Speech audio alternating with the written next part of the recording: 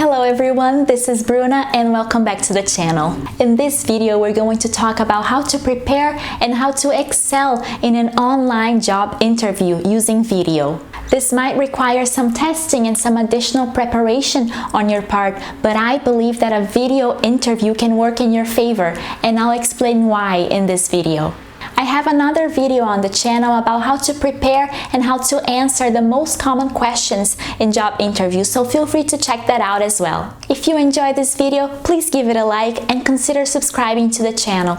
And without further ado, let's get into the video. The first point I want to address is audio and image quality. In preparation for this video, I watched a lot of other videos in this topic, and a lot of people mention that the built-in microphone in your computer is not good enough, that the webcam that your computer comes with is not good enough, and they all recommend that you upgrade your equipment, that you buy new things to use in your job interview. But personally, I have always used my computer's webcam for job interviews and never found it to be a problem. It is not expected that people should have high-end equipment for job interviews, so I wouldn't worry too much about upgrading your current equipment. For microphone, I usually use the headphones that come with my cell phone, and they have a microphone there. The reason that I use headphones is actually because I want the audio to come out in my ears so that I can be more focused, but in the process I also end up using the microphone, which is better than the computer's microphone. My suggestion here for you to find out if what you have is enough is to run a test with a friend, and then they can let you know, is the audio good? Can you hear me clearly? Can you hear me loud? A quick tip that you can do to improve your audio is to move into a quiet room in your house, somewhere without a lot of background noise. For example, I live in a busy street, and sometimes I have a lot of issues when filming with the sound of cars in the background. So what I usually do when filming is I go to a room that doesn't have a window facing the street, and that helps a little bit with the noise. If you are using the built-in microphone from your computer, another tip to make sure that the audio is really good is to sit straight in front of the computer and speak directly to it. If the computer is not facing you directly, the audio is not going to be as good. And one last tip for good audio is to have your computer on a hard surface, so don't have it on your lap or moving around, because all of that can get in the way of your audio as well. And for video, the best way to have a good and clear image is to have good lighting. So you can either sit in front of a window, or you can turn on the lights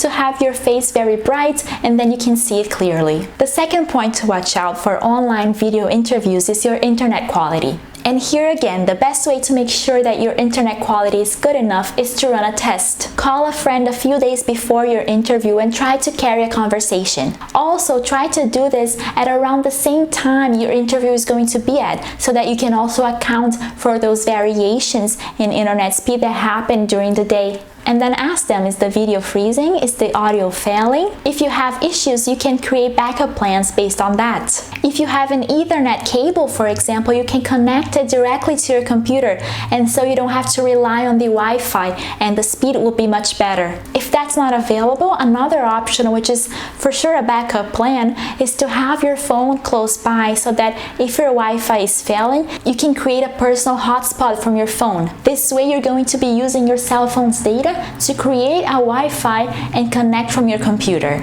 And I just want to mention, yes, a bad connection can get in the way of a successful interview, but do not panic if this happens. We are all aware of tech problems, and you should not be disqualified if this happens to you. Just call them back and continue the conversation from where you stopped. But still, it's a good idea to run these tests beforehand and have backup plans so that you can feel confident and relaxed that the conversation will run smoothly. And this way you can avoid any hiccups due to technology in your interview. And the last consideration in this topic is to be early for your interview, so that you can check beforehand if everything is working and make any fixes that you might need. The third point is appearance. Even though this is a virtual interview, first impressions still matter just as much. So make sure to dress up as you would in a regular interview. If you would put on makeup for an interview, then put on makeup for the online interview. Sit up straight in the chair like you normally would. Look the other person in the eye just like you normally would. Smile and be pleasant just like you normally would. In the background of your camera, try to have a professional environment. You might decide to do this with just a wall behind you, and that's great because there's no distractions there. But if you are going to show part of your house, make sure that it is organized and that it looks professional. You don't want the interviewer to be caught in any distractions like, oh, look at their sweater there on top of the couch. You don't want that. That's a distraction, and that can also get in the way of the overall impression that they have of you. So keep that in mind and take a second to decide where are you going to sit in your house so that you have the best overall appearance. The fourth tip is to talk slower. There is a big difference from in-person communication and video communication. When you are in an online meeting, you need to talk slower and you need to make bigger pauses. If you talk at the same speed you usually do, the person on the other side of the conversation might have a hard time following along. This becomes very clear in meetings in which you have one or two people working remote and the rest of them are in person in the same room. The remote workers usually have a hard time following the conversation and feeling like they're part of the conversation. That happens because people in the room tend to talk faster and they tend not to make a lot of pauses. So one person will talk right after the other one will start talking, and the person that is participating online will not hear any pauses, so they won't hear any opportunities for them to pitch in and also contribute. So be aware that you should speak slower and make longer pauses. In addition, be aware that virtual meetings usually have a delay in sending messages from one side to the other. It may take 1 to 2 seconds for the other person to hear you and vice versa. It's important to be aware of this so that you're not interrupting the person on the other side. Make sure they finish talking whatever they're saying and then you can answer. Also, don't worry if you say something and it takes a few seconds for them to comment on it. It's all good. They're just getting the message. And the fifth and final tip is to take advantage of notes. This is where I believe that video interviews have an advantage over in-person interviews. Nothing is stopping you in a video interview from having notes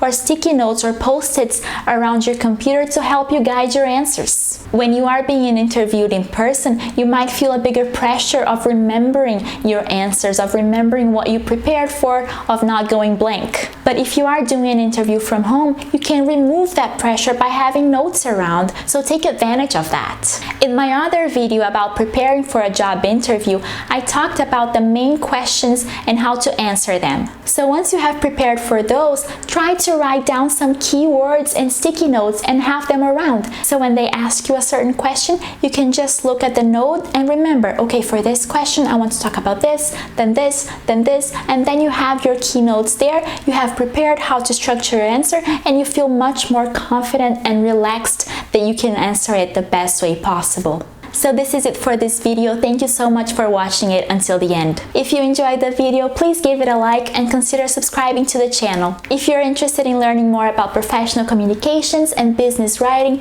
check out the description of the video down below and I'll link some resources. Thank you so much and until next time.